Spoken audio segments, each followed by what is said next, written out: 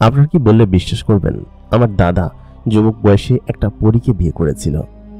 ঘটনাটি 1988 সালে ঘটা এক অলৌকিক অদ্ভুত ঘটনা, যা কিনা তার জীবনকে পরিবর্তন করে দিয়েছিল।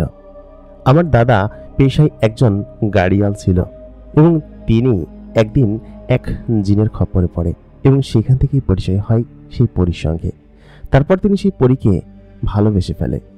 এই ঘটনাটি আপনারা শুনে নিশ্চয়ই অবাক হচ্ছেন। আমি শহরের ছেলে, শুরুতে যখন এরকম একটা অদ্ভুত গল্প দাদার মুখ থেকে শুনেছিলাম, তখন আমিও আপনাদের মতো এরকম নাক সিটকেছিলাম।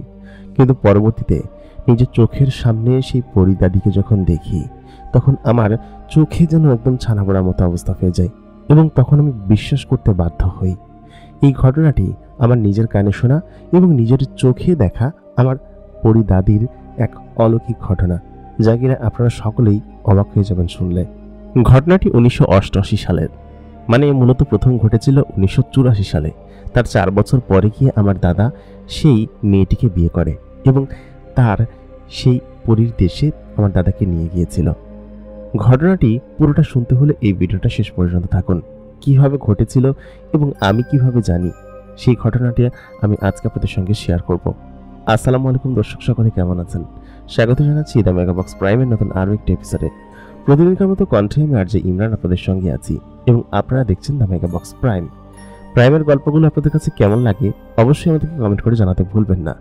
সেই সঙ্গে আপনারা যদি আমাদের চ্যানেল নতুন হয়ে থাকেন, তাহলে অবশ্যই চ্যানেলটিকে সাবস্ক্রাইব করে পাশে থাকা বেল নোটিফিকেশন অন করে দিবেন, যাতে করে নতুন ভিডিওর নোটিফিকেশন সবার আগে আপনি পেয়ে যান। এমনই সব গল্প যদি আপনি লিখে পাঠাতে চান, তাহলে আমাদেরকে মেইল করতে পারেন অথবা আমাদের ফেসবুক পেজে পাঠাতে পারেন। দুটোরই লিঙ্ক এই ভিডিও ডিসক্রিপশনে দেওয়া থাকবে। অথবা আপনি যদি আপনার জীবনের সাথে ঘটে যাওয়া কোনো ঘটনা আমাদেরকে পাঠাতে চান, সেটাও পাঠাতে পারেন। ঠিকানা ভিডিও ডিসক্রিপশনে দেওয়া আছে। তাহলে চলুন আর বেশি কথা বাড়াবো না, আমরা সরাসরি চলে যাই এই ঘটনার পরবর্তী অংশে। আমার নাম রামিম। এবার আমি সদ্য ইন্টারমিডিয়েট পরীক্ষা দিয়েছি। আমি এর আগে কখনো গ্রামে যাইনি, গেলেও খুব ছোটবেলায়। আমার আব্বা গ্রাম থেকে অনেক বছর আগে এসেছেন। আমার আব্বা উনি বারবার বলেন যে উনি গ্রামে যাবেন, কিন্তু আমার আম্মা তিনি নিজে রাজি হতেন না, কারণ গ্রামাঞ্চল আম্মা কিংবা আমাদের কারোরই ভালো লাগতো না। আমি এবং আমার একটা ছোট বোন, এই আমরা সকলে। তো অনেকদিন পর ইন্টারমিডিয়েট পরীক্ষা শেষ হয়েছে। আমি ভার্সিটির প্রিপারেশন নিচ্ছিলাম, কিন্তু সেই মুহূর্তে আব্বা বললেন কি যে 1 সপ্তাহের জন্য আমরা গ্রামে বেরিয়ে আসবো, তারপর থেকে না হয় তুই ভার্সিটির প্রিপারেশন নিস এবং কোচিংয়ে ভর্তি হোস, এরকমটাই তিনি বললেন। মাত্র 1 বছর আগের ঘটনা। সেই সময় আমি ইন্টারমিডিয়েট পরীক্ষা দিয়ে আমি ভার্সিটির প্রিপারেশন নিতে চাচ্ছিলাম। আব্বা বললেন কি যে চল গ্রাম থেকে বেরিয়ে আসি। আমি তো আর তাকে না করতে পারছিলাম না। তাছাড়া কলেজে থাকতে অনেকের কাছে গ্রাম সম্পর্কে বেশ কিছু ভালো ভালো কথা শুনেছি, যে এই সময় গ্রামে আম কাঁঠাল এবং সমস্ত জিনিস পাওয়া যায়, সেই সঙ্গে গ্রামের পরিবেশ বেশ ভালো থাকে। তাছাড়া গ্রাম খুব সুন্দর একটা জায়গা। এর আগে আমি কখনো গ্রামে যাইনি, সারা জীবন শহরেই বড় হয়েছি। তো এরকম কথা শুনে আমি বললাম কি আচ্ছা ঠিক আছে, 1 সপ্তাহ আমরা গ্রামে বেরিয়ে আসি। আম্মাকেও আব্বা রাজি করলেন এবং শেষমেশ আমাদের যাত্রা শুরু হলো গ্রামের পথে। আমরা যখন গ্রামে নামলাম, তখন সদ্য সন্ধ্যে হয়েছে। ওই পরিবেশটা আমার কাছে এত ভালো লাগতে শুরু করলো। গ্রামের সেই মানুষজন, বাজার, তারপর সেই ভ্যান, আর সব থেকে বড় কথা এমন নিরিবিলি পরিবেশ চারিদিকে আমি আজ পর্যন্ত কোথায় দেখিনি। ঢাকা শহরের রাত্রেবেলাও এত নিরিবিলি পরিবেশ থাকে না। আমি সেই নিরিবিলি পরিবেশটা একদম কান জড়িয়ে আসছিল। একদম সম্পূর্ণ ঠান্ডা চারিদিকে, কোনো শব্দ নেই, কোনো আওয়াজ নেই। ভ্যান গড়িয়ে চলতে শুরু করলো। বেশ খানিক্ষণ চলার পর ভ্যান আমাদেরকে আমাদের বাড়ির সামনে নামিয়ে দিয়ে গেল। আমাদের বাড়িটা মোটামুটি বেশ ভালোই করেছে আব্বা আজান। আব্বা মাঝে মধ্যে গ্রামে আসে, তিনি গ্রামে বড় হয়েছেন, সেহেতু গ্রামে আসবে, সেটাই স্বাভাবিক বিষয়। আমি ঘরের ভিতরে গেলাম, দেখলাম বেশ ভালোই একটা বাড়ি করেছে, পাকা দালানের মতো বাড়ি। সেখানে আমার দাদাজান এবং দাদিজান থাকেন, আর আশেপাশে আমার চাচারা আছে। তখন চাচারা সেখানে বসবাস করে। আমার আব্বার মূলত যে বাড়িটা, সেই বাড়িতে দাদা এবং দাদি থাকে, আর চাচাদের বাড়িতে মূলত হচ্ছে দাদিজান খায় আর কি। তো আমাদের যে বাড়িটা, সেটা আব্বাজান তৈরি করেছে দোতলা করে, নিচের তলা কমপ্লিট, কিন্তু ওপরের তলা পুরোপুরিভাবে করেনি, শুধুমাত্র ইয়ে করে রেখে দিয়েছে, মানে এখানে করবে আর কি, ফাউন্ডেশন করে রেখে দিয়েছে। তো এত সুন্দর বাড়ি আমাদের গ্রামে তৈরি করেছে আব্বা, কবে কিভাবে আমি নিজেও জানি না। আমরা ঢাকা শহরে বেশ ভালো বড়লোক, আমার আব্বা একজন প্রকৌশল, তো সেহেতু তিনি এইভাবে এরকমভাবে বাড়ি করবেন আমি ভাবতে পারিনি। আমি তখন বললাম, আব্বা এখানে বাড়ি করেছো কিসের জন্য? সে বলল যে এইখানে বাড়ি করেছি, নিজের ভিটে ফিরতে হবে না একদিন। আমি বললাম কি যে আমি তো কখনো ফিরবো না। আব্বা বলল, তুই না ফিরলে না ফিরিস, আমি আমার বাপ্পার কাছে ফিরে চলে আসবো যখন আমি রিটায়ার করব। তখন আমি বললাম যে জি না, এই গ্রামে আমি থাকবো না। ও তখন বলল যে তুমি থাকো এখানে, কিছুদিন বুঝতে পারবে দাদু ভাই। দাদা এই কথা বলে আমাকে জড়িয়ে ধরলো, বললো তুমি কেমন আছো? তোমাকে অনেক ছোটবেলা একবার দেখেছিলাম। আমি বললাম জি দাদু, ভালো আছি, তুমি ভালো আছো? দাদুর সঙ্গে মাঝে মধ্যে ভিডিও কলে কথা হয়, কিন্তু এবার সরাসরি দেখলাম তাকে। এর মাঝখানে একবার দাদু শহরে গিয়েছিল ডাক্তার দেখাতে, মাঝে মধ্যে যায়, তবে বছরে 2 বছরে একবার 2বারের বেশি যায় না। তো সেই সুবাদে তার সঙ্গে ভালো খাতির আছে আমার। তখন দাদুকে বললাম, দাদু তুমি এবার আমাকে গ্রাম ঘুরিয়ে দেখাবা, ঠিক আছে? আর গ্রামের নানান গল্প শোনাবা। তোমার সঙ্গে তো শহরে গেলে তুমি 1 দিন 2 দিনের বেশি থাকো না, আর তোমার সঙ্গে কথাও হয় না, পড়াশোনা থাকে, স্কুল কলেজ থাকে। এবার আমি ফ্রি আছি, একসাথে তোমার সঙ্গে থাকবো। ঠিক সেই মুহূর্তে আমার এক চাচাতো ভাই আসলো, আমার বয়সী, এসে বারান্দায় দাঁড়িয়ে আছে। তারপর আমার সঙ্গে পরিচয় করিয়ে দিল দাদু। আমি তার সঙ্গে পরিচিত হলাম। দাদু বলল, ও তোমাকে সমস্ত কিছু ঘুরিয়ে ঘাড়ে দেখাবে। গ্রাম খুব সুন্দর এবং খুব সুন্দর পরিবেশ গ্রামের। ওইদিনকে রাত্রেবেলা আমরা গল্প গুজব করলাম ওর সঙ্গে, তারপর খাওয়া দাওয়া করে রাত্রে ঘুমিয়ে গেলাম। রাত্রে ঘুমও বেশ ভালো হলো, কারণ শহরের এরকম কোলাহল এবং ক্যাচারম্যাচের মধ্যে কেমন ঘুম হবে কে জানে। আমি এখানে ঘুমিয়ে পড়লাম এবং পরিবেশটা খুব ভালো ছিল। পরের দিন সকালবেলা উঠে আমার চাচাতো ভাই আমাকে ডাকতে আসলো ভোর 6টা বাজে।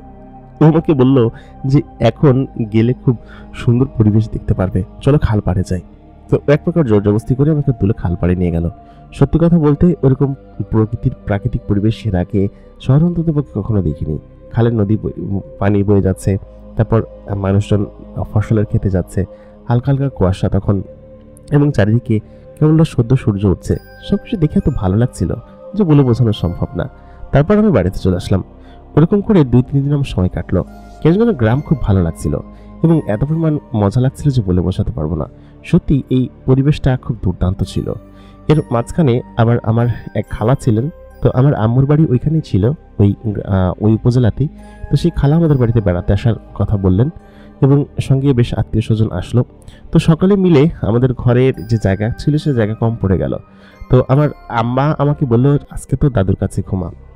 আর মূলত হচ্ছে গিয়ে আমার দাদি মারা গিয়েছে অনেক বছর আগে, তো দাদুর কাছে ঘুমাতে বললো আর কি, এবং আমি সেখানেই শুলাম আর কি। তো দাদুর কাছে শুলে উনি আমাকে গল্প বলে আর কি, ছোটবেলায় গল্প বলতো, কিন্তু বড় হওয়ার পরে তার কাছে শোয়া হয়নি। তো আমি বললাম, দাদু আজকে কিন্তু তুমি আমার সঙ্গে গল্প শোনাবে, ঠিক আছে? আমি বললাম যে গল্প না শোনালে কিন্তু তোমার খবর আছে। সে বললো, আচ্ছা আচ্ছা ঠিক আছে ঠিক আছে। তো আমি এবং সে শুয়ে আছি, ঠিক সেই মুহূর্তে আচমকা আমি খেয়াল করলাম যে একটা আলোকিত বস্তু, মানে একটা আলোকিত মানুষ আমাদের সামনে দাঁড়িয়ে আছে। সেটি একটি মহিলা, বেশ লম্বা, 6 ফুটের মতো কাছাকাছি, এবং তার পিঠে ডানা আছে এবং সে নীল আলো তাকে ঘিরে ধরে রেখেছে। ঠিক সেই মুহূর্তে এটা দেখে আমার দাদু চমকে উঠেছে, আমি নিজেও চমকে উঠে যাই। ওটা বলি, দাদু এটা কি? তো দাদু তখন বলে, কিছু না।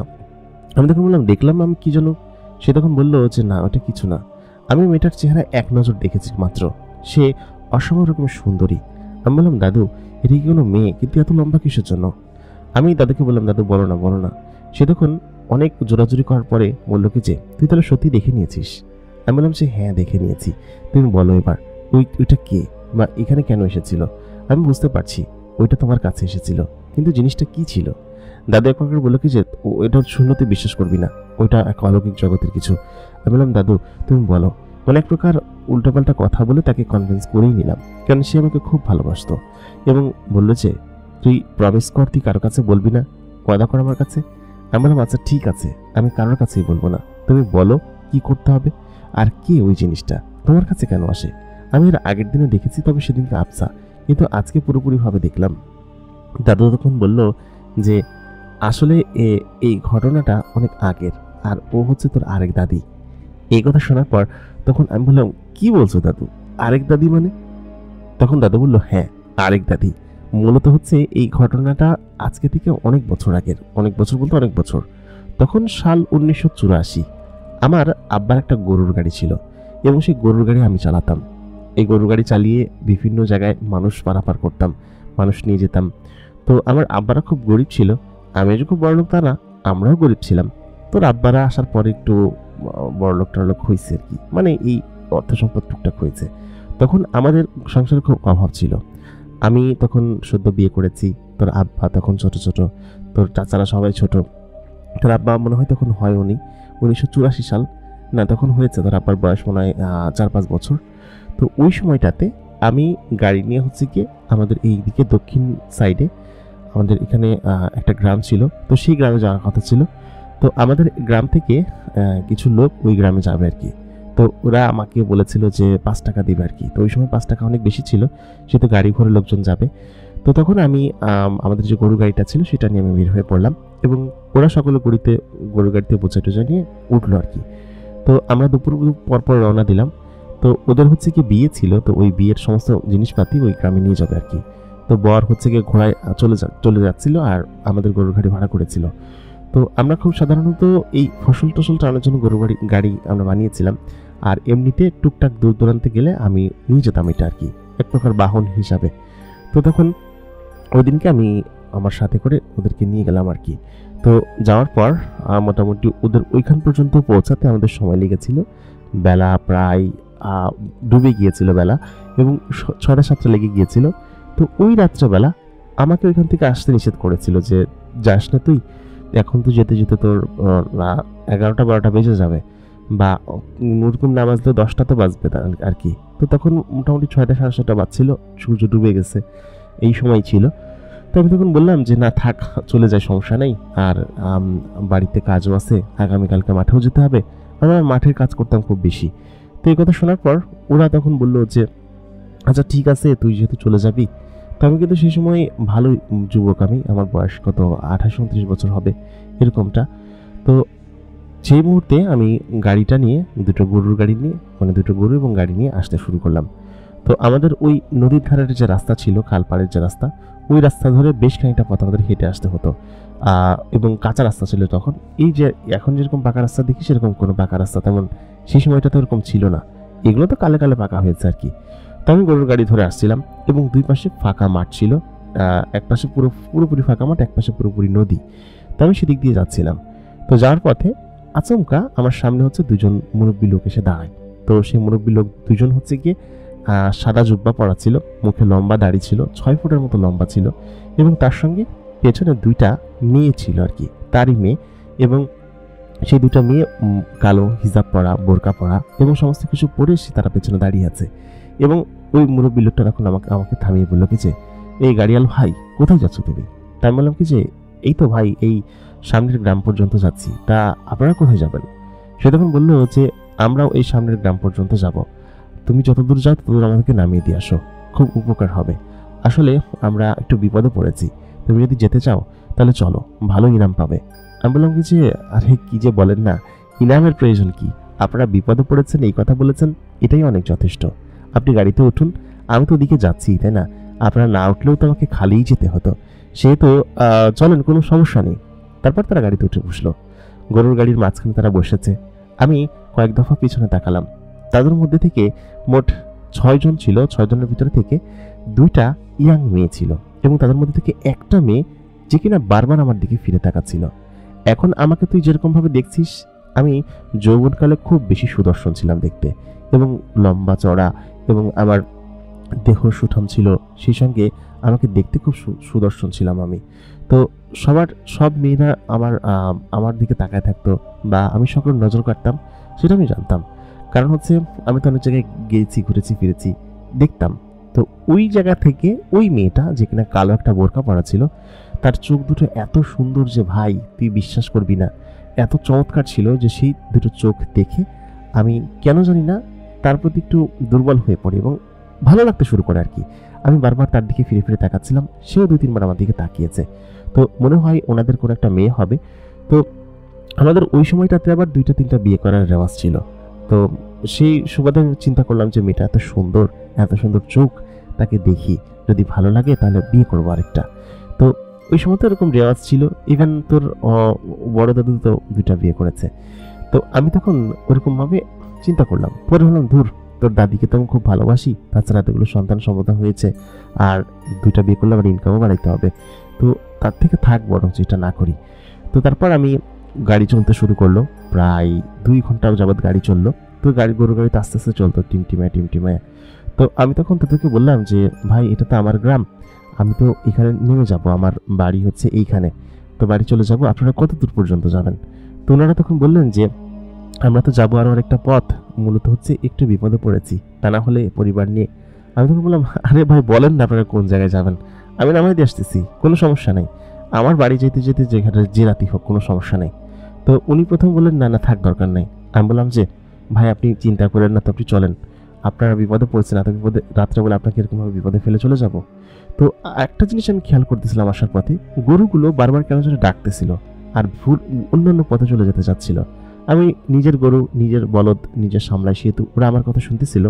তো বলদগুলো মনে হয় আমাকে কিছু বোঝানোর চেষ্টা করতেছিল ওই সময়, যে গাড়িতে যারা উঠেছে তারা স্বাভাবিক কেউ না, এরকম করে কিছু বোঝানোর চেষ্টা করতেছিল। বারবার ওরা পথ ভুল করছিল বা নড়াচড়া করছিল, শব্দ করছিল।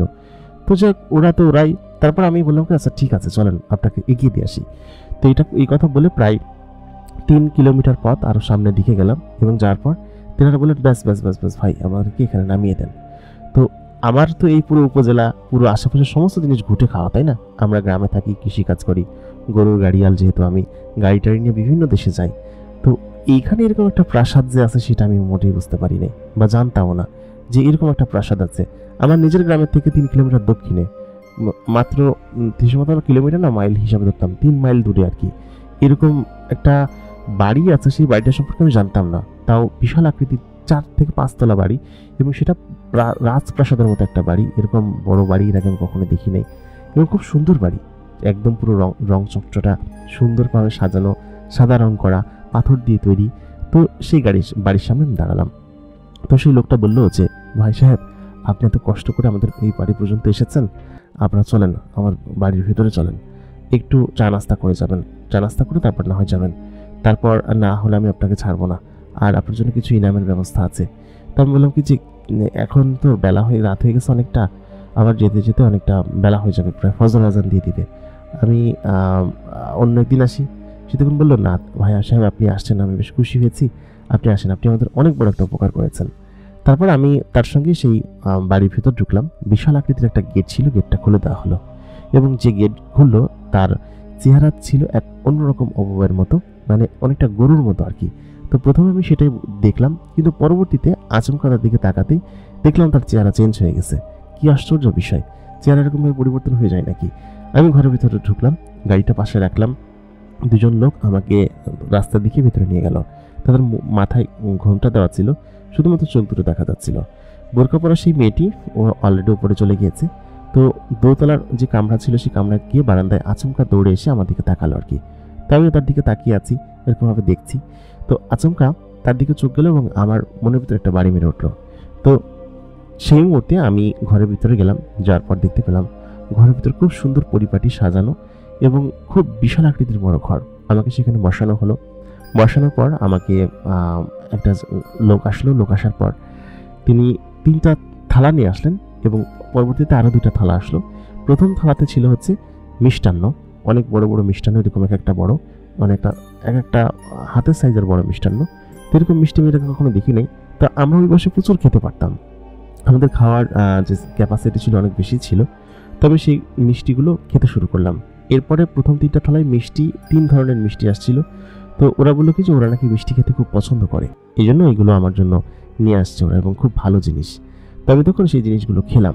খাওয়ার পর আমি তারপর আরও 2টা প্লেট আসলো। সেই প্লেটে হচ্ছে কি একটার ভিতরে আস্ত খাসির যে পা ছিল, পা রান্না করা ছিল মশলা টশলা দিয়ে, আর আরেক জায়গা ছিল হচ্ছে কি এক ধরনের পোলাও জাতীয় খাবার, তবে সেটা চাল নাকি অন্য কোনো কিছু জানি না, তবে ওরকম খাবার, খুব সুন্দর ঘ্রাণ আসছিল।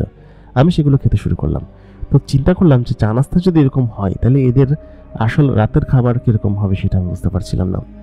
তখন আমি সেগুলো খুব পেট ভরে খেলাম, আমি যত চাচ্ছিলাম তত এনে দিচ্ছিল, এবং লাস্টে শরবত ছিল, শরবতগুলো খেলাম, খেয়ে ঢেকুর তুললাম আর কি। আমার খুব ক্ষুধাও লেগেছিল। তো ওনারা কীভাবে বুঝতে পারলাম আমি জানি না, আমার জন্য এরকম খাবারের ব্যবস্থা করলো। আমি সেগুলো খেয়ে চুপচাপ বসেছিলাম আর কি। তো তখন আমাকে বললো যে ভাই আপনি আমাদের অনেক বড় উপকার করেছেন, এবং এই উপকারের প্রতিদান আমরা এত দিতে পারবো না। আপনি এখানে আসছেন, আপনাকে না খাইয়ে আমরা কীভাবে পাঠাবো? আমাদের এই জগতের রিওয়াজ এরকম নাই যে কোনো মেহমান আসলে তাকে না খাইয়ে পাঠাবো। এই জিনিসটা আপনি রাখেন, এটা আপনি বাড়িতে গিয়ে খুলেন, এখন খুলেন না, ঠিক আছে? তো আমি তখন বললাম যে আচ্ছা ঠিক আছে, এটার ভিতরে কী আছে? তেনারা তখন বললেন যে আপনার জন্য সামান্য একটু হাদিয়া দিয়েছি, আপনি জিনিসগুলো নেন, নিয়ে দয়া করে বাড়িতে গিয়ে খুলেন, এখন খুললেন না। তো আমি তখন বললাম যে আচ্ছা ঠিক আছে, তো এখন তাহলে আমি উঠি। তো তিনি তখন বললেন যে এখন কোথায় যাবেন? এখন তো অনেকটা রাত হয়েছে, আপনি এক কাজ করুন, আজকে থেকে যান, আপনি আগামীকালকে সকাল হলে তারপর আপনি এখান থেকে রওনা দিন, আমার লোক আপনাকে সেখানে গিয়ে দিয়ে আসবে, ঠিক আছে? তো আমি তখন বললাম যে না, আমাকে যেতে হবে।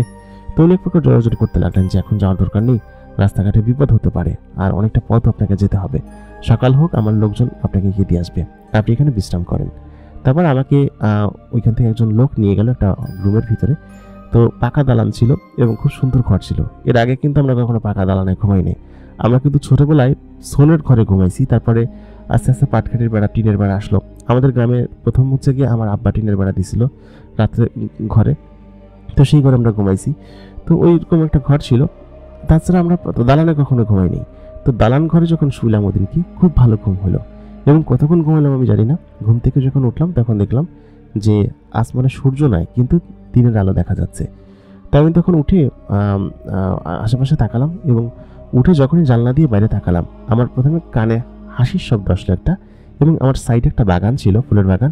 সেই বাগানের মধ্যে একটি মেয়ে বাগানের ফুল ধরে দাঁড়িয়ে আছে এবং তারা গল্প করছে।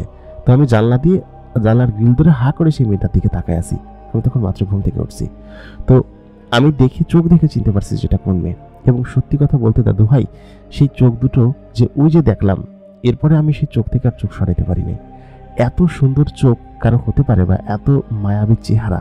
তার পরনে একটা সুন্দর চুড়িদার ছিল, এবং খুব সুন্দর একটা 3 পিসের মতো জামা ছিল। ওইরকম জামা আমাদের ওইখানে তখন পর্যন্ত পরা হইতো না গ্রামের ওই সময় হতে। তবে তাকে দেখলাম, তার দিকে হা করে তাকায় আসি। আচমকা সেও আমার চোখের দিকে তাকাইলো। তাকায় আমার চোখের দিকে মনে হয় 30 সেকেন্ডের মধ্যে আমরা একজনের দিকে তাকায়াছিলাম। তাকানোর পর আচমকা ও দৌড় দিল, এবং পেছন থেকে আরো 2টা মেয়ে ছিল, ওরা আমার দিকে তাকালো, তাকিয়ে ওরা তখন দৌড় দিল। তো আমি তখন বুঝতে পারলাম যে সে হয়তো লজ্জা পেয়েছে খানিকটা। তো আমি এখান থেকে বের হলাম। আমাকে সেই লোকটা বলল কি যে ভাই আসেন, কিছু খাবার খেয়ে তারপর আপনি রওনা হন, আপনাকে তো আটকে রেখেছে অনেকক্ষণ, আপনার হয়তো কাজ টাজ অনেক কিছু আছে। তো আমার মন তো এখানে আমি ফেলে যাচ্ছি, কারণ মেয়েটাকে গতকালকে আমি শুধুমাত্র চোখ দেখেছি, কিন্তু আজকে তার সম্পূর্ণ চেহারা দেখে ফেলেছি। তো আমার মন তো এখান থেকে আর কোনোভাবে যাচ্ছে না, একদম উড়ু উড়ু মন হয়ে গিয়েছে, এবং তার প্রতি আবার ডিল এসে গিয়েছে। এই জিনিসটা যখন আমি এখান থেকে বুঝতে পারলাম, তো আমি এখান থেকে যেতেই চাচ্ছিলাম না কেন যেন।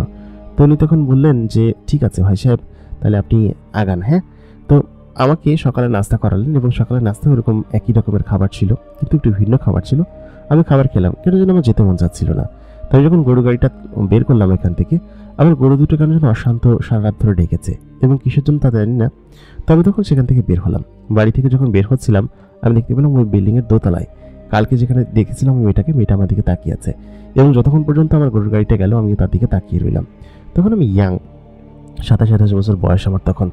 তো ওই মুহূর্তে তখন আমি ওখান থেকে চলে আসি, এবং আমার গাড়ি চলতে শুরু করে। চলতে চলতে আচমকা আমি খেয়াল করি যে আমার এক পরিচিত রাস্তা, আমি অন্য একটা গ্রামে, যে গ্রামে আমি এর আগে এসেছি, সেই পরিচিত রাস্তা, কিন্তু পেছনের রাস্তা আমার কাছে অপরিচিত লাগছিল। তার মানে কি এই গ্রামের ওই পাশে আমি আর যাইনি কখনো, সেটাই আমার কাছে মনে হচ্ছিল। তো যাই হোক, গাড়ি চালিয়ে আমি চলে আসলাম আমার বাড়ি পর্যন্ত। তো বাড়ি আসার পরে তো আমি তোমার দাদির প্রতি আর মনোযোগ দিতে পারছিলাম না, কারণ আমি তো অন্য কাউকে দেখেছি। তো দাদি আমাকে বলছিল যে এক রাতের ভিতরে কি হয়ে গেল তোমার, তুমি আমার কাছে আসতেছো না, গল্প গুজব করতেছো না, কোথায় থাকতেছো? আমি বললাম যে না, তেমন কিছু না। তো ওই সময়টাতে তো তোমার দাদির বয়স ছিল খুব বেশি না, দাদির বয়স মনে হয় 18-19 বছর হবে। তো আমাকে তখন বলতেছে তোমার দাদিকে বিয়ে করছিল কখন? আমি জিজ্ঞেস করলাম দাদুকে। তো বলে কি যে তখন ওর বয়স কত, 13 বছর, আর আমার বয়স ছিল হতে 19 বছর, এরকম 20 বছর ছিল এরকম। তো ওই সময়টাতে তোমার দাদিকে বিয়ে করে আর কি। তারপরে তোমার কাকা হয়েছে, তোমার আরেক কাকা, তোমার আব্বা হয়েছে, তোমার আরেক ফুফু হয়েছে। তো 4টা সন্তান কিন্তু তখন হয়ে গেছে আর কি। তখন আমি জিজ্ঞেস করলাম কি বলছো দাদু, ওই সময় এরকম? আমি বললাম কি যে তোমরা কি মানুষ ছিল নাকি, এত ছোট বয়সে বিয়ে করে? এখন তো এগুলো চিন্তাই করা যায় না। তো দাদু তখন বললো যে আমাদের সময় চলতো সমস্ত কিছু, আগে আগে বিয়ে দিয়ে দিত, আর পচ্চা পোলাপান আগে আগে হয়ে যেত। তো ওই সময়টাতে তখন হচ্ছে গিয়ে তো দাদি তোমার এরকম বলতো। তো তারপর আমি তো ওর প্রতি এক প্রকার অন্যমনস্ক হয়ে গেলাম, ওর প্রতি এক প্রকার আমার কেন যেন ওকে ভালো লাগতে শুরু করলো। মেয়েটি খুব সুন্দর ছিল। তো এর 2 দিন পর আমি চিন্তা করলাম যে ওইদিকে যাব।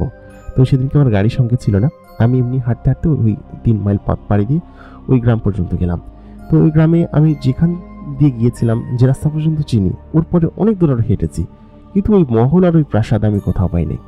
আমাকে যে থলেটা দিয়েছিল সেই থলেটা আমি খুলেও দেখি নাই, বাড়িতেই না ওরকমভাবে ট্রাঙ্কের ভিতর রেখে দিছি যে কি দিছে দীক্ষা, ওটার ভিতরে হয়তো কিছু টাকা হইতে পারে, যখন প্রয়োজন হবে খুলে বের করে আমি সেগুলো ব্যবহার করব।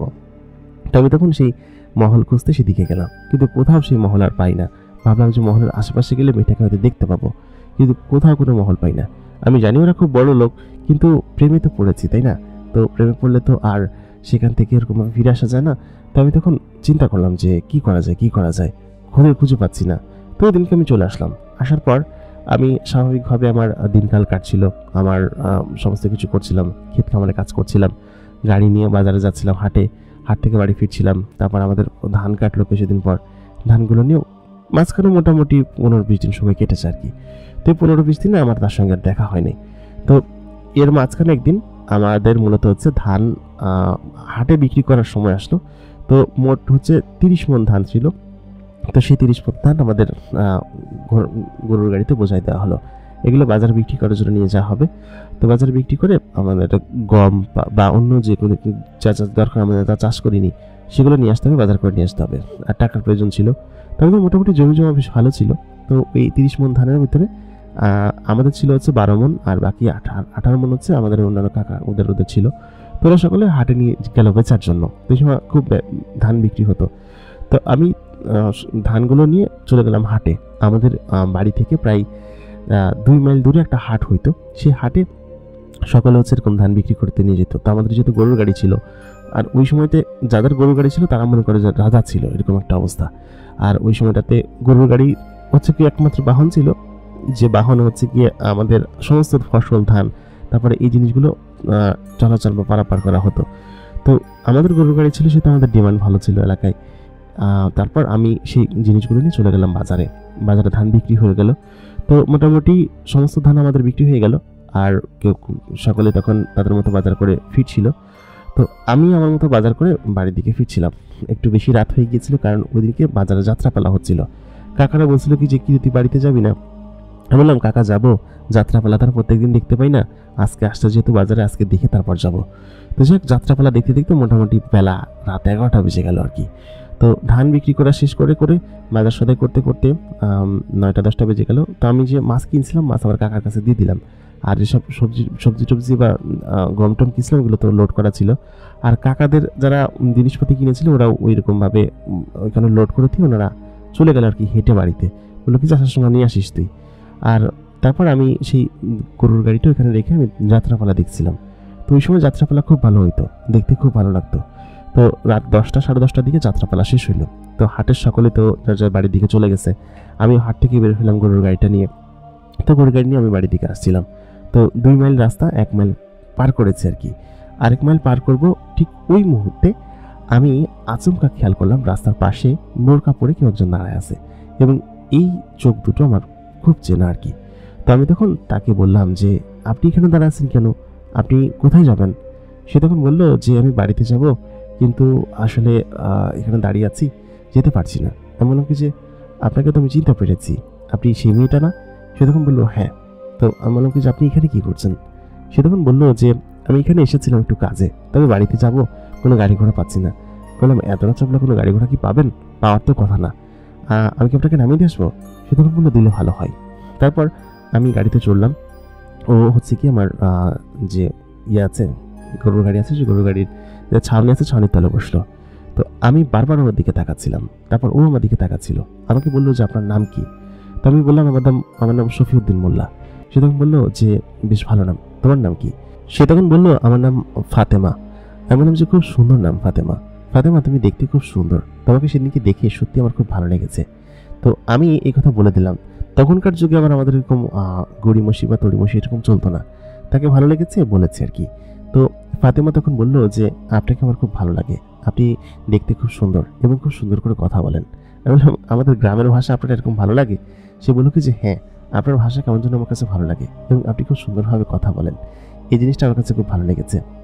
তাই আমি তখন বললাম যে, কী যে বলেন না আপনি, তো আপনারা তো খুব বড়লোক। সে তখন বলল যে, হ্যাঁ বড়লোক তো আছি, কিন্তু আমরা যে কারা সে সম্পর্কে তো আপনি জানেন না। আসলে মূলত ওই মেয়েটা তখন বলতে গিয়ে থেমে গেল। আমি বললাম যে, কি হয়েছে? সে তখন বলল যে, চুপ করুন, সামনের দিকে তাকিয়ে বসুন, আমি একটু পেছনের দিকে যাই। তখন আমি বললাম, কি হয়েছে? সে তখন বলল, ওই যে আমাদের গোত্রের একজন যাচ্ছে, দেখলে চিনে ফেলবে, আর তখন আব্বার কাছে বিচার দিলে আমি শেষ। তারপর ও ওই ধানের যে বস্তা ছিল সে বস্তার পাশে গিয়ে লুকালো। তো আমি তখন এখান থেকে পার হলাম। তো ওর গায়ে খুব সুন্দর একটা সুঘ্রাণ ছিল। পার হওয়ার পর তারপর ও হচ্ছে কি ওকে সেই বাড়ির সামনে পর্যন্ত নামিয়ে দিয়ে আসলাম। ও তখন বলল, আপনাকে ধন্যবাদ, আপনার জন্য আমি অপেক্ষা করছিলাম। তো এই বলে তখন ভেতরে চলে গেল। তখন বুঝতে পারলাম যে ও আমাকে পছন্দ করতে শুরু করেছে এবং সত্যি কথা এই সম্পর্ক সামনের দিকে আগাবে এবং কোনো কিছু একটা করা যাবে। তো আমি তখন বললাম, আবার কবে দেখা হবে? ও তখন বলল, দেখা হবে, ভাগ্যে থাকলে আবার দেখা হবে। তো যাক, ওদিকে আমি খুব খুশি ছিলাম। তো আজকে চিন্তা করলাম যে আমি আজকে রাস্তা যেভাবেই হোক মুখস্থ করে যাব এবং এরপরের দিন এই প্রাসাদ আমি খুঁজে বের করবোই। তো আমি আসলাম, আসার পর আবার ঠিক সেই একই রাস্তায় এসে পড়লাম এবং পিছন দিকে তাকিয়ে দেখলাম সেই পুরাতন রাস্তা। কিন্তু আশ্চর্য তো, আমি এই রাস্তা চিনতে পারছি না কিসের জন্য। তো ওদিনকে আমি বাড়িতে চলে আসলাম। বেশ রাত হয়েছিল। এসে গরুগুলোকে খাবার দিলাম, গোয়াল ঘরে বাঁধলাম, তারপর গাড়িটা রাখলাম, রেখে নিজের ঘরে গিয়ে তখন ঘুমায় পড়লাম। তো ওদিনকে রাত্রেবেলা কেন যেন মনে হচ্ছিল যে ফাতেমা আমার ঘরে আসছে আর কি, কারণ ওর গায়ের একটা সুঘ্রাণ আমি ওই দিনকে রাত্রে পেলাম। অর্ধেক রাত্রে আচমকা আমার ঘুম ভেঙে গেল। তো ঘুম ভেঙে আমি খেয়াল করলাম যে ও আমার ঘরের আশেপাশে কোথাও একটা আছে। তো আমি তখন বললাম, ফাতেমা তুমি কি এখানে আছো? কোনো সারা শব্দ দিল না, তার মানে এখানে নেই। তো ওদিনকে রাত্রেবেলা আমি এরকম একটা জিনিস দেখলাম, স্বপ্নে দেখলাম যে ফাতেমা এসেছে আমার কাছে এবং আমাকে ডাকছে, ডেকে বলল যে, তুমি কেমন আছো, চলো আমরা একসঙ্গে ঘুরতে যাই। তো ওই সময়টাতে ফাতেমা কিন্তু আমার বরাবর লম্বা এবং আমি কিন্তু 5 ফুট 10 ইঞ্চি, ফাতেমা নিজেও 5 ফুট প্রায় 9 ইঞ্চির কাছাকাছি। তো এত লম্বা মেয়ে মানুষ আমি কখনো দেখিনি। তো ওই সময় পর্যন্ত আমি বুঝতে পারিনি যে ফাতেমা আসলে কোনো মানুষ না, সে আসলে একটা জিন জগতের বা একটা জিন্নাত আর কি, একটা পরী মেয়ে। ওদিনকে রাত্রে গিয়ে আমি বুঝতে পারি। তো আমি ওদিনকে রাত্রেবেলা আমাদের খাওয়া দাওয়া শেষ করে খুব গরম লাগতেছিল, প্রচণ্ড গরম পড়েছে। তো ভাবলাম যে আমাদের ফোম পাড়ে গিয়ে ওইখানে বসে একটু বাতাস বইয়ে আসি। খুব গরম পড়তো ওই সময়, আমাদের সময় কারেন্ট ছিল না, পাখা বাড়িতে হইতো এবং বাতাস ছিল না এদিকে একটু। তো আমি তখন গামছাটা নিয়ে খালি গায়ে চলে গেলাম ওই পর্যন্ত আর কি, আমাদের ফোম পাড়। এইখান থেকে সামান্য একটু দূরের জায়গাটা অবশ্য চেঞ্জ হয়ে গেছে, এখন আগের মতো নাই। তো সেখানে গিয়ে বসলাম আমি। তো বসার পর আমাকে হচ্ছে কি আচমকা একটা নাকের ঘ্রাণ, আমার একটা সুঘ্রাণ আমার নাকে ভেসে আসলো। সুঘ্রাণটা আমার খুব পরিচিত এবং খুব কাছের। তো ঠিক সেই মুহূর্তে আমি খেয়াল করলাম যে রাস্তা দিয়ে কেউ যেন হেঁটে আসতেছে, কাঁচা রাস্তা ছিল এবং ওইখানকার ওই ইয়া গাছ আর কি, তোমার একটা অশ্বত্থ গাছ ছিল ওইখানে, তার পাশে হচ্ছে ইপিল গাছ ছিল। এই গাছগুলো এখন নাই আর কি। তো সেখানে আমি বসেছিলাম। তো ওই সময় খুব সুন্দর বাতাস হচ্ছিল। তো প্রথম যখন আমি ঘ্রাণটা পেলাম তখন আমি দেখতে পেলাম যে ফাতেমা দূর থেকে হেঁটে আসতেছে। তো ফাতেমা এসে আমার কাছে আসলো এবং এসে বললো যে, শফিদ্দি তুমি ভালো আছো? আমি বললাম, জি ভালো আছি, তুমি ভালো আছো ফাতেমা? সে তখন বললো, জি আমি ভালো আছি। তো ফাতেমা ওই দিনকে এসে আমাকে বললো যে, আসলে তোমাকে আমি সত্য একটা কথা বলতে চাই, তোমাকে আমি পছন্দ করি। তো এটা হচ্ছে প্রথম কথা, কিন্তু এর থেকেও বড় সত্য কথা আছে। তাই বললাম যে, কী সত্য কথা? তো ও তখন আমাকে বললো, তোমার পাশে আমি বসতে পারি? তারপর আমার পাশে বসলো, বসে বললো কি যে, তোমার হাত ধরতে পারি আমি? তো আমি বললাম কি যে, হ্যাঁ অবশ্যই ধরো, তোমাকে আমার খুব ভালো লাগে, কিন্তু আমি যে বিবাহিত। ও তখন বললো, তাতে আমার কিছু যায় আসে না, আমি জানি তুমি বিবাহিত, এমনকি তোমার 4টা সন্তান আছে, কিন্তু আমি আমি আসলে তাতে কিছু মনে করব না। কারণ হচ্ছে আমি কোনো আশরাফুল মাখলুকাত না বা তোমাদের জগতের কেউ না। আমার তোমাকে ভালো লেগেছে, তোমার সঙ্গে আমি এরকমভাবেই থাকতে চাই এবং এরকম সম্পর্কেই রাখতে চাই। তো আমি তখন বললাম, কী বলছো তুমি? ও তখন বললো যে, হ্যাঁ শফিউদ্দিন, আমি আসলে কোনো মানুষ না, আমি একটা জিন এবং জিন জগতের মেয়ে। এই কথা বলার পর তখন আমি খানিকটা ভয় পাই। ও তখন আমার হাত ধরেছিল, আমার হাত শক্ত করে ধরেছিল। তো ও তখন বললো কি যে, কি ভয় পাচ্ছ? তোমার হার্টবিটের শব্দ আমি এখান থেকে সব শুনতে পাচ্ছি আর কি। ও তখন এই কথা বলতে আমি বললাম যে, হ্যাঁ একটু ভয় পাচ্ছি। তখন ও বললো যে, তুমি বিষয় নিয়ে ভয় পেও না, কারণ আমার আব্বা হুজুর তোমাকে খুব ভালো জানেন। আসলে সেদিনকে যখন প্রথম তোমাকে দেখলাম, আমি জানি না কিসের জন্য তোমার এরকম সুন্দর নেচার, এরকম সুন্দর আচরণ এবং মানুষের সঙ্গে এরকম সুন্দর কথাবার্তা বলা, আর আমাদেরকে তুমি চিনতে না জিন যে আমরা, তবুও আমাদের তুমি সাহায্য করেছো। এই গুণগুলো না আমার খুব ভালো লেগেছে এবং কেন জানি না তোমার প্রতি আমার একটা অন্যরকম মায়া অনুভব হয়, অন্যরকম টান অনুভব হয়। এই টান কিসের জন্য হয় আমি বলতে পারবো না। আমার কাছে খুব আনন্দ লাগে তোমার সঙ্গে থাকতে। আসলে আমি বাড়িতে সবসময় একা একা একা থাকি। এর আগে কোনো পুরুষ মানুষ অথবা পুরুষ জিনের আশেপাশে কখনো যাই নাই আমার পরিবার ব্যতীত। তো কেন জানি তোমার প্রতি একটা আকর্ষণ বোধ হয় আমার। তোমাকে আমার খুব ভালো লাগে। আমি সম্ভবত তোমাকে ভালোবেসে ফেলেছি। তোমার প্রতি তোমাকে নিয়ে আমি খোয়াব দেখি মাঝে মধ্যে। তো আমি বললাম যে আমিও তো তোমাকে নিয়ে খোয়াব দেখি, তোমার সঙ্গে থাকতে আমার খুব ভালো লাগে। তো এই কথা বলার পর ওই দিনকে প্রথম ভয় পেয়েছিলাম, কিন্তু পরবর্তীতেও আমাকে যখন বোঝায় যে না আমার কোনো ক্ষতি করবে না, আমাকে ভালোবাসে, আমার সঙ্গে থাকবে, তখন আমি বিষয়টা আসলে মেনে নিই। আর এরকম একটা সম্পর্ক হলে তো খারাপ হয় না যে আমি তাকে পছন্দ করি, ভালোবাসি, অথচ তোমার দাদি জানলো না অথবা অন্য কেউ জানলো না, বিষয়টা ভালো না? তো আমি তখন ওকে হ্যাঁ বলে দিচ্ছি, আচ্ছা ঠিক আছে, হ্যাঁ তো আমি তোমাকে ভালোবাসি এবং তুমি জিন, আমার কোনো সমস্যা নেই। কারণ যাকে পছন্দ করেছি, ভালোবেসেছি, সে মানুষ হোক বা জিন হোক, তাতে কি যায় আসে? কোনো কিছু যায় আসে না। তো ওই সময়টাতে আমরা সকলে একত্রে খেতাম, আমাদের খাবার দাবার সব একত্রে ছিল। তো এর কিছুদিন পরে আমি কিন্তু ওর সঙ্গে প্রতিদিন মেলামেশা করতাম, মানে ওর সঙ্গে প্রতিদিন গল্প করতাম। ও প্রত্যেকদিন আমার সঙ্গে দেখা করতে আসতো। মাঝে মধ্যে হাট থেকে যখন গাড়িতে করে ফিরতাম, তো ওই সময়টাতে কিন্তু ও আমার সঙ্গে এসে ফিরতো আর কি। আমার সঙ্গে আমার পেছনে বসে গল্প করতো এবং আমাদের সম্পর্কটা এত এত মধুর ছিল, এত আনন্দময় ছিল যে বলে বোঝানো সম্ভব না। আমরা খুব ভালো সম্পর্কে ছিলাম এবং ওই জিন পরিবার আসলে বিষয়টা জানতো না এবং আজ পর্যন্ত ওর জিন পরিবার জানে না বিষয়টা যে ও কাকে বিয়ে করেছে, কার সঙ্গে থাকে। তো জানে যে কেউ একজনকে বিয়ে করেছে, আর একজন অ্যাডাল্ট জিন যখন কোনো কাউকে বিয়ে করে, তো তার এখতিয়ার আছে যে তার সঙ্গে থাকার। তো এই বিষয়টা হচ্ছে ওই পরিবারের ওর মা জানেন আর ওর আব্বা জান কিঞ্চিত জানে যে আমাকে বিয়ে করেছে মানুষকে। তো তারপরেও ও আমাদের সঙ্গে সম্পর্ক মেনটেন করছে, কারণ এর পরবর্তীতে ওর আরেক জিনের সঙ্গে বিয়ে হয়েছে। তো ওই জিনটা আবার জানে না যে আমার সঙ্গে ওর সম্পর্ক ছিল বা বিয়ে ছিল। তাও বিয়ে করেছে কত বছর বয়সে জানো? আমার বয়স যখন 64 বছর, তখন গিয়ে ওর পরিবার থেকে ওকে বিয়ে দিয়েছে। এর আগে আসলে ওর পরিবার জানতে পারেনি যে ও একটা মানুষকে বিয়ে করেছে, মানুষের সঙ্গে আছে, থাকে।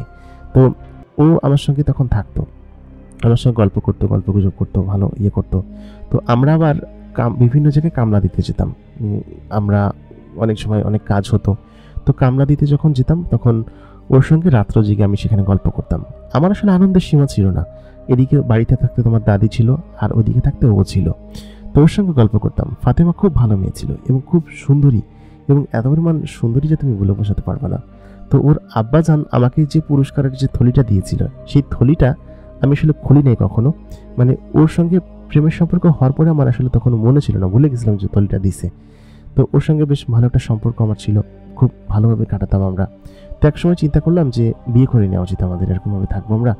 তো তখন বললো বিয়ে করলে কীভাবে করবা? তো আমি তখন বললাম যে আমার তো কোনো সাক্ষী টাক্ষী নেই, বা কে কী করবে, আমরা কাজ করি, কালেমা পড়ে কবুল করে আমরা বিয়ে করে ফেলি। তো ওই সময়টাতে কালেমা পড়ে কবুল বলে আমরা বিয়ে করলাম আর কি। এবং বিয়ে করার পরে প্রথমবার ও আমাকে নিয়ে গেল ওদের দেশে, মানে ওরা যেখানে থাকে, এবং ওই রাতে আমি ওর কক্ষে ছিলাম, যেখানে ও ঘুমাতো আর কি। তো ওর কক্ষে ওইখানে থাকলাম। থাকার পর ওই রাতে আমাদের বাসর হলো ওইখানে, এবং ওর সঙ্গে ওই রাতে আমি ছিলাম, বাসর হলো আমাদের। তো সেই রাত ছিল আমার জীবনের শ্রেষ্ঠ রাত। পরি বলে বলছি না, কিন্তু ওরা আসলে খুব সুন্দরী হয়, খুব অন্যরকম হয়, যা কিনা আমার কাছে খুব ভালো লেগেছিল ওই রাত্রেবেলা। এবং তারপর থেকে প্রায় দিনই ও আমাকে নিয়ে যেত এখান থেকে, ওদের জগতে নিয়ে যেত, ওরা যেখানে থাকতো, ওরা যেখানে খাবার খেত, সমস্ত জায়গায় নিয়ে যেত। ও আমাকে সমস্ত কিছু ঘুরিয়ে ফিরিয়ে দেখাতো। তো প্রতিদিন আসতো না, মাঝে মধ্যে আসতো, ধরো এই মাসে 10-12 দিন 15 দিন এরকম আসতো, এসে আমাকে নিয়ে যেত রাত্রেবেলা। এবং তোমার দাদি বারবার বলতো যে কী রে বুড়ো, তুই রাত্রেবেলা কই যাস, কোথায় থাকিস, এরকম করে বলতো। তাই বললাম কি যে এই বন্ধু বান্ধবরা মিলে আড্ডা দিই, হ্যান ত্যান। তো প্রায় দিনই আমাকে যখন দেখতে না প্রশ্ন করতো কোথায় যেত, কোথায় যাস তুই, কোথায় থাকিস। তো আমি তখন অত বলতে পারতাম না যে আমি একটা বিয়ে করছি, আমার একটা স্ত্রী আছে, তার সঙ্গে আমি থাকি। তো তখন তোমার দাদি প্রথম তো বুঝতে পারে নাই, মোটামুটি 8-9 বছর পার হওয়ার পরে তারপরে বুঝতে পারে একদিন। কারণ ওই দিনকে তোমার দাদির সঙ্গে না ঘুমায় আমি বাইরে ঘুমাতাম একা একা। তো বারান্দার ঘরে ঘুমাতাম, এবং একদিন ও দেখে ফেলে যে আমার সঙ্গে কেউ একজন আছে। তো তখন আমাকে প্রশ্ন করে, তখন আমি বলি যে এরকম একটা পরীর সঙ্গে আমার সম্পর্ক আছে। তো ও মাঝে মধ্যে আসে আমার সঙ্গে দেখা করতে। শুরুতে তো সে একটু নাক সিটকেই ছিল, পরবর্তীতে তিনি বলেন কি যে যাক, আমার ভালোবাসা ঠিক থাকলেই হলো। তো তোমার দাদিরে কখনো আমি কম ভালোবাসি না, সবসময় বেশি ভালোবাসছি। তো তারপর তোমার দাদি মেনে নেয়। এরপর তো আর কি, এরকমভাবে চলতে থাকে আমাদের সম্পর্ক। তো ওর সঙ্গে এখন পর্যন্ত আমি বিভিন্ন জায়গায় যাই, একা একা যখন থাকি তোমার ওই দাদি এখানে আসে। এখন তো মেহমান, ও তো জানে না যে আমার ছেলেপুলেরা এসেছে, সকলে এসেছে। তো এই জন্য মূলত হচ্ছে গিয়ে ও হঠাৎ করে চলে এসেছে আর কি। তো তোমাকে দেখে ও ভয় পেয়ে হয়তো চলে গিয়েছে, বা এখানে মানুষজন আছে আশেপাশে। তো ঠিক সেই মুহূর্তে আমি তখন বলে উঠি, আমি দাদিকে দেখবো, তুমি আমাকে দেখাও, পুরোপুরিভাবে দেখবো দাদিকে, এবং আমি জিনের জগতে যেতে চাই। তো তখন দাদা বললো কি যে আরে না, ওইরকমটাই হয় নাকি, তো দাদি মানবে না। তো ঠিক ওই মুহূর্তে আমি তাকে এক প্রকার জোরাজোরি করি যে আমি তাকে দেখবো, দেখলে সমস্যা কি দাদু। তখন ও বললো যে আচ্ছা ঠিক আছে। অনেক জোরাজোরি করলাম। রাত তখন প্রায় 12টার বেশি বাজে, সকালে ঘুমাই গেছে।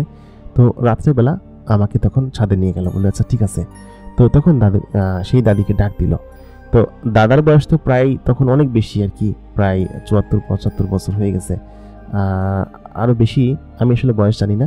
তো দাদা তাকে ডাক দিল।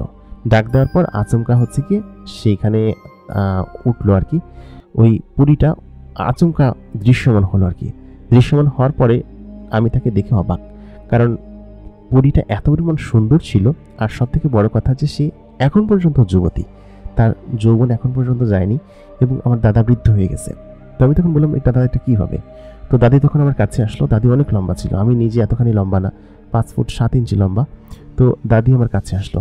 দাদির গায়ে আসলেই খুব সুন্দর ঘ্রাণ ছিল, এবং দাদি আমাকে পাশে বসালো। আমি তার দিকে তাকায় আছি, বললাম দাদি তুমি অনেক সুন্দর, এইরকম দাদাকে বিয়ে করছিল কিসের জন্য? দাদা দেখতে কিরকম? তখন দাদি বললো তোমার দাদা যখন যুবক ছিল তখন কি পরিমাণ সুন্দর ছিল তুমি জানো?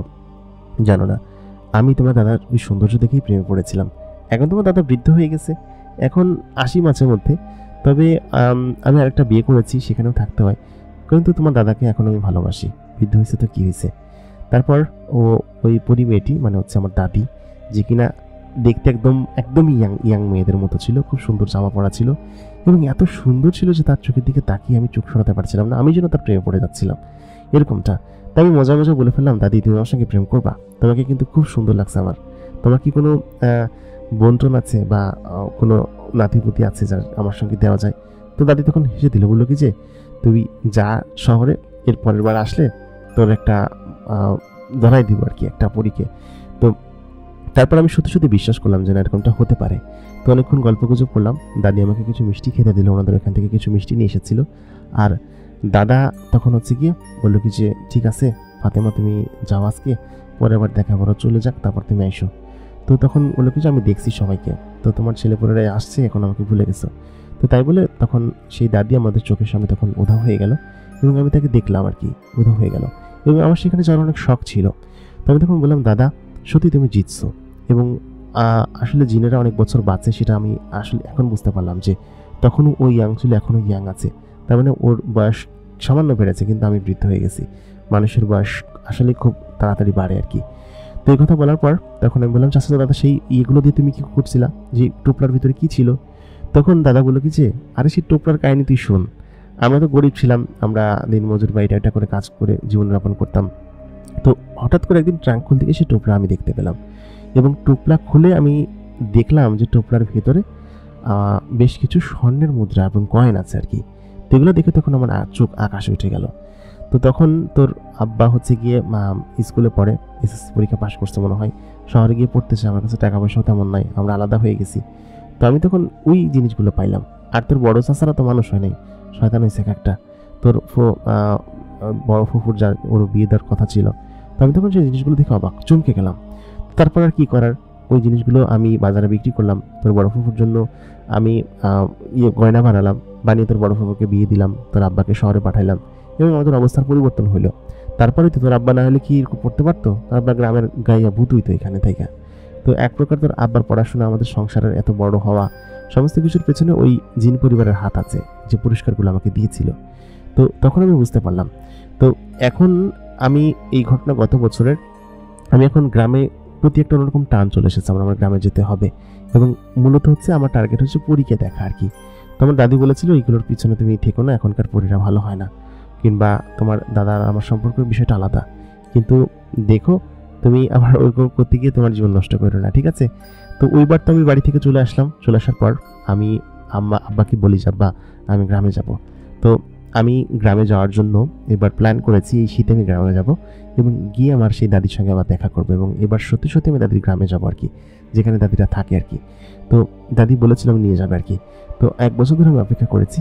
তো এই ছিল হচ্ছে আমার দাদার মুখ থেকে শোনা একটা অলৌকিক সত্য ঘটনা, এবং সেই সত্য ঘটনার সাক্ষী আমি নিজে, এবং আমি সেখানে যেতে চাই। এবার তো আমি যাবই, কারণ আমি অনার্সে উঠেছি এবং ভালো বিশ্ববিদ্যালয়ে চান্স পেয়েছি, ছুটি পড়েছে, এবার আমি গ্রামে যাব, এবং এটাই আমার ইয়ে ছিল আর কি।